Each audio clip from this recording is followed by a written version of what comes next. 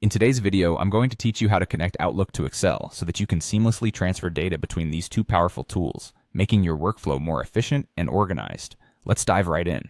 First, start by opening your Outlook application, where you'll find all your emails, contacts, calendar events, and more. Once you're in Outlook, head towards the top left corner of your screen and click on File. This will open up a new menu. From there, look for the option that says Open and Export. When you click on that, a drop-down list will appear, and you would want to choose Import/Export. This option is key because it allows you to transfer data in and out of Outlook. After selecting Import/Export, a wizard will appear to guide you through this process step by step. Here you'll want to choose Export to a file. This step is essential because it allows you to take your Outlook data and convert it into a format that Excel can read, making it easy to work with your data. Once you've made this selection, go ahead and click Next.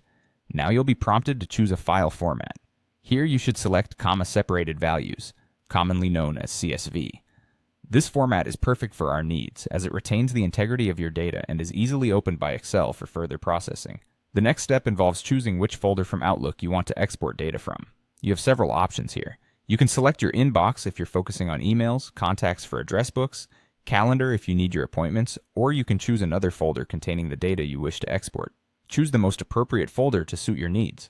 Once you've selected the folder, it's time to save the CSV file. Choose a location on your computer where it's easy to find later, and remember its name for quick reference.